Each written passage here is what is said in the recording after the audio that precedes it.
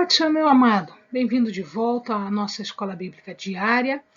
E hoje nós vamos falar sobre mais um dos personagens, e é um personagem que foi muito citado, um personagem que tem várias passagens na Bíblia sobre ele. Então hoje a nossa aula vai ser um pouquinho mais demorada do que o normal. Vamos lá? Pega a sua Bíblia, pega o seu caderno de estudos, ore ao Senhor, vem conosco. Vamos falar sobre mais um personagem da Bíblia. Hoje nós vamos falar sobre Pedro, Simão Pedro, o primeiro apóstolo a ser chamado. Nós já vimos dois outros apóstolos e aí a gente vai falar agora na sequência de todos os apóstolos. Então veja lá, Simão quer dizer ele ouve. E ele depois é chamado de Pedro ou Cefas, para diferenciá-lo inclusive de outro Simão que também era apóstolo, que também era discípulo. Então ele ficou chamado de Simão Pedro. Pedro ou Cefas quer dizer pedra. Então Simão era o seu nome original e depois Pedro ou Cefas, como ele é conhecido em alguns evangelhos. Ele era filho de João, bem chamado de Jonas. Em algumas passagens a gente vai ver assim, Simão Bar Jonas. Bar quer dizer filho, filho de Jonas. Ou João, se nós formos aportuguesar o nome.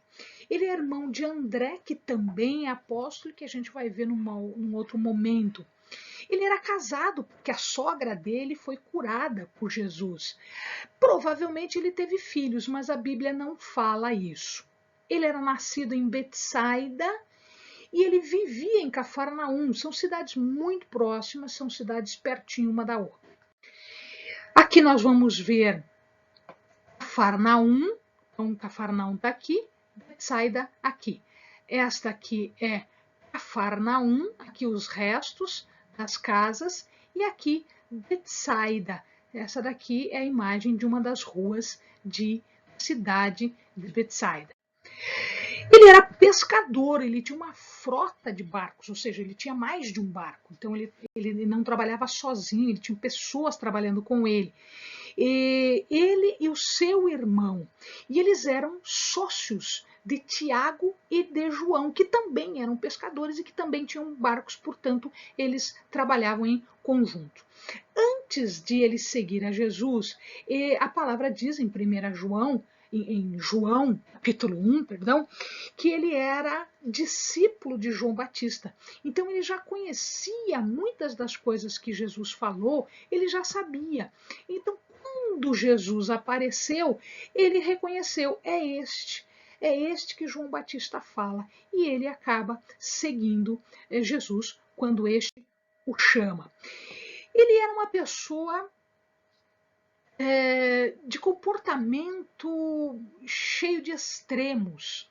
Né? Ele era uma pessoa assim, meio rude, vamos dizer, porque ele era pescador e não tinha o refinamento de uma pessoa que estudava e que sabia falar e que sabia tratar com as pessoas. Ele era do dia a dia, ele fazia as coisas conforme ele estava acostumado a fazer.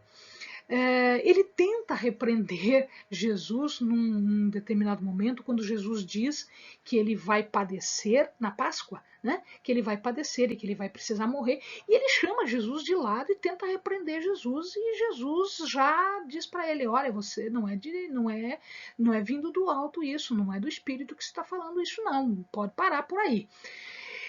Quando Jesus foi preso lá no Getsêmani, quando Judas veio com a guarda trair Jesus, Pedro pegou a espada, ele estava com uma espada, ele pegou a espada e corta a orelha de Malco, um dos guardas. Jesus cura, né? Jesus repõe ali e chama a atenção de Pedro, que não era assim que tinha que ser.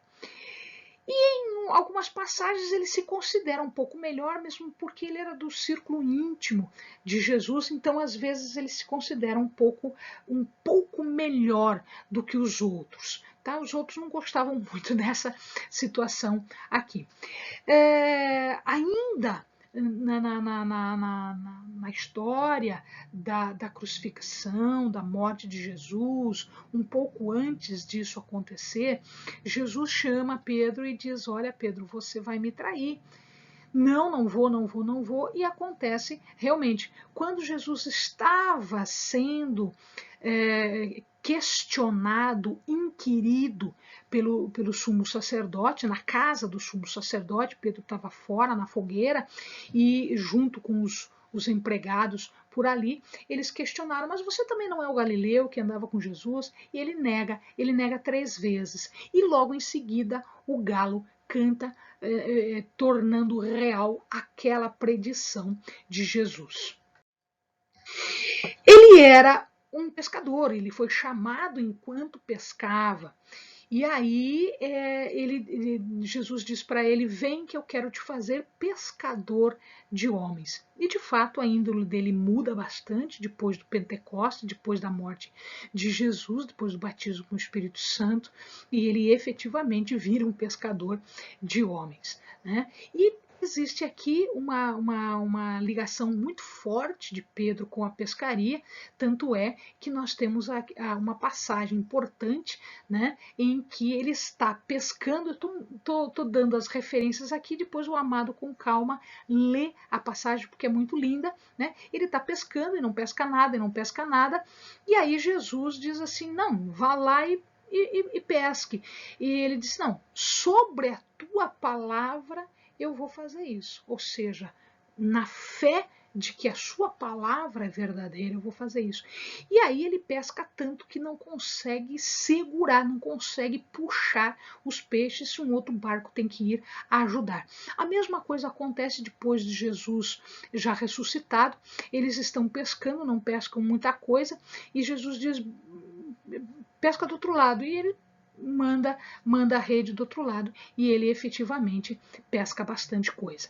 Então aqui nós temos uma ligação muito forte de Pedro com essa pescaria, de ser pescador de homens, né? De lançar a rede e tirar as pessoas do mundo, né? Os peixes da água, tirar as pessoas do mundo para a salvação. Ele presenciou a cura da filha de Jairo. Jairo nós já conhecemos, ele é alguém importante do Sinédrio, ele portanto, alguém de status.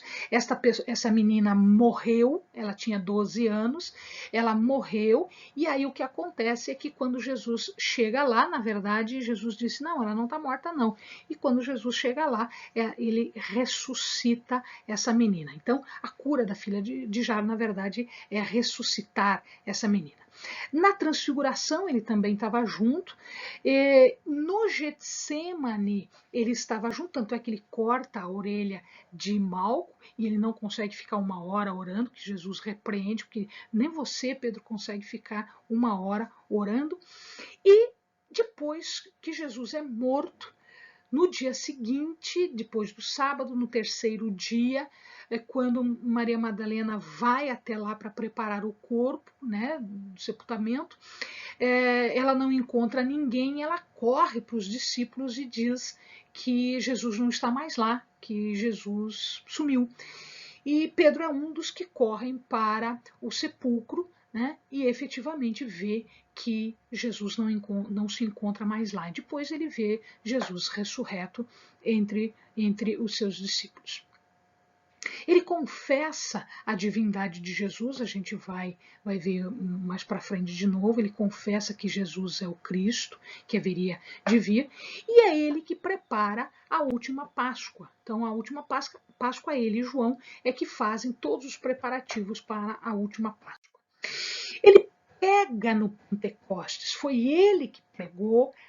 Cai o Espírito de Deus, o Espírito de Deus é dado aos homens nesse dia de Pentecostes, inclusive 5.000 almas se convertem por conta desta pregação de Pedro.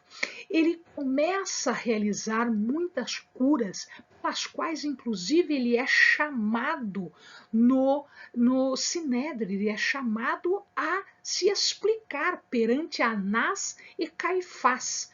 Né? Ele ressuscita uma pessoa de nome Tabita, na cidade de Jope, e ele é chamado através de visões, através de sonhos, que tanto ele quanto Cornélio tiveram, tá? Então ele é chamado para pregar em Cesareia, na casa de um militar de nome Cornélio. Ele é preso várias vezes. Numa das vezes, um anjo liberta milagrosamente, abre as portas e ele sai milagrosamente. Ele escreve 2 cartas, 1ª e 2ª Pedro. E os estudiosos, os historiadores dizem que ele exerceu um episcopado, que seria uma administração, num local de nome Antioquia, ou seja, numa região muito importante, muito populosa, e que foi o centro depois da irradiação do cristianismo para toda aquela região. Ele participa de uma coisa chamada Concílio de Jerusalém, que é uma assembleia, uma reunião, onde se decidiu se deveria se exigir aos convertidos que eles fizessem a circuncisão. Então eles chegam à decisão de que isso não é necessário, não é exigido para eles. Durante o seu ministério, ele acaba recebendo várias ofertas. Muitas pessoas vendiam tudo que tinham e traziam para os discípulos para que eles pudessem distribuir entre os pobres, os necessitados. E aqui, Ananias e Safira tentam enganar os discípulos, ficando com uma parte do que eles venderam e dizendo que aquilo era tudo que eles obtiveram. Quer dizer, um engano, um engodo, uma mentira. E quando Pedro repreende, tanto Ananias quanto Safira têm uma morte fulminante, naquele momento uma morte fulminante. Ele é enterrado num local que depois ficou conhecido como Basílica de São Pedro. Esta basílica está em Roma, num local chamado Vaticano.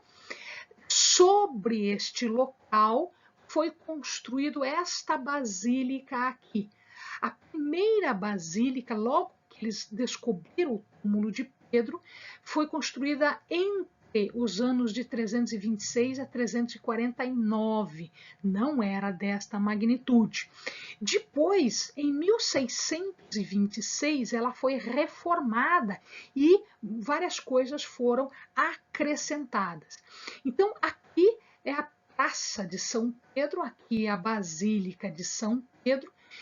É aqui que o Papa fica. Numa dessas janelinhas laterais, ele vem para fazer as suas oratórias, né? Muita gente já deve ter assistido isso pela televisão, nos noticiários. O local do seu sepulcro é este aqui, e ele está colocado, se você entrar na basílica, lá no fundo da basílica, bem debaixo desta cúpula aqui, tem este dossel. Faz ideia, isso aqui é muito grande, faz ideia de que essas estruturinhas aqui do lado têm a altura de uma pessoa, mais ou menos. Então imagina a altura disso aqui, né? Aqui embaixo você desce umas escadarias e dá acesso às catacumbas, onde o corpo de vários padres e sacerdotes foram enterrados. Inclusive, existe local específico para todos os papas, porque a Igreja Católica imagina que todos os papas são descendentes do ministério de Pedro. Então a catacumba original é essa aqui, o túmulo original é esse aqui, ele está colocado embaixo deste dossel, aqui embaixo, você entra aqui para baixo. Não é todo mundo que pode entrar ali. Ele empreendeu várias viagens no seu ministério. A primeira viagem foi para Samaria, depois ele foi para Lida, Jope, Cesareia, que a gente já falou para o amado, e a terceira viagem foi para Antioquia, que também a gente já citou agora há pouco. Os pontos altos aqui, importante que se diga, é que ele fala, inclusive, quando Jesus ministra, quando Jesus ensina, ele diz que é difícil para as pessoas deixarem tudo pelo reino. E ele diz, eu deixei tudo. Nós, os discípulos, deixamos tudo. Então, esse exemplo, não só de Paulo, mas de todos os apóstolos, os discípulos de Jesus, de deixar tudo por Jesus, ou seja, deixamos a nossa vida secular para fazermos a obra de Deus. Isso não é exigido de todo mundo, correto, amado? Para algumas pessoas há essa disposição, ou seja, você deixa da tua vida toda para fazer o ministério, para fazer a obra do Senhor.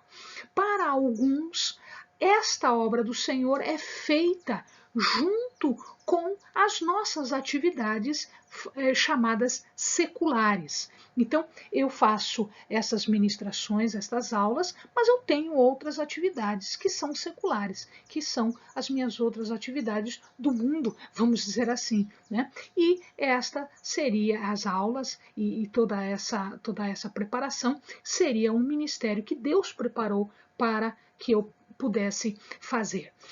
Ele confessa, Jesus, aquela confissão, né, que nós vimos, Jesus pergunta, quem dizem vocês que eu sou? E Pedro diz, tu és o Cristo. É a confissão máxima que nós podemos dizer. Este é o Messias, este é o que haveria de vir para nos salvar. Tu és o Cristo. Pedro fala isso. Então, Pedro é capaz de cortar a orelha de uma pessoa, mas Pedro é capaz de dizer, tu és o Cristo. Ele anda sobre as águas, né? Ele foi arrojado a andar sobre as águas, e aí ele fica com medo e acaba afundando. Jesus o repreende, homem de pouca fé, ou seja, se não tivesse duvidado, você teria andado até o barco.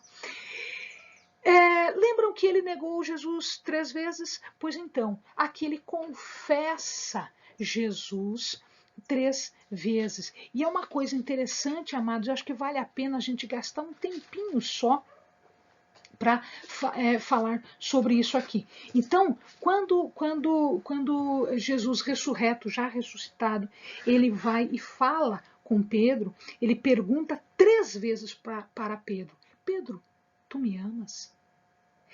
Veja, Pedro negou 3 vezes, então, por 3 vezes, Jesus permite que Pedro diga que ama Jesus. Então, amas-me? Ele diz, sim, tu sabes, apacenta os meus cordeiros. Daí, Pedro, tu me amas? Sim, Senhor, eu amo. Então, apacenta as minhas ovelhas. Primeiro os cordeiros, depois as ovelhas. Né? Daí, pela 3ª vez, Pedro, tu me amas? E aí ele fica triste e diz, Senhor, tu sabes tudo, tu sabes que eu te amo. Então disse Jesus, apacenta as minhas ovelhas. Ou seja, cuida dos pequeninos, cuida das ovelhas, porque o pastor agora vai ao Pai, o pastor sobe. Tá? Então, aqui nós temos uma forma de redenção de Pedro, porque ele tinha negado Jesus 3 vezes. Então, Jesus dá a ele esta possibilidade de se redimir pelo que ele fez. Amado, eu vou deixar para vocês uma mensagem que está em João 6, do 68 ao 69. Todo mundo estava deixando Jesus, todo mundo estava, porque a missão dele estava quase no fim, ele estava quase fazendo o seu último ato, que seria morrer na cruz, e algumas pessoas já estavam fugindo da raia. Nem todo mundo resiste até o final, nem todo mundo fica até o final. E aí Jesus olha para os seus discípulos e diz assim, não quereis vós também retirar, sair, fugir? E Pedro diz, Senhor, para quem iremos nós? Tu tens as palavras da vida eterna. Nós cremos e conhecemos. Cremos e conhecemos que tu és o Cristo, o Santo de Deus. Bem amados, bons estudos.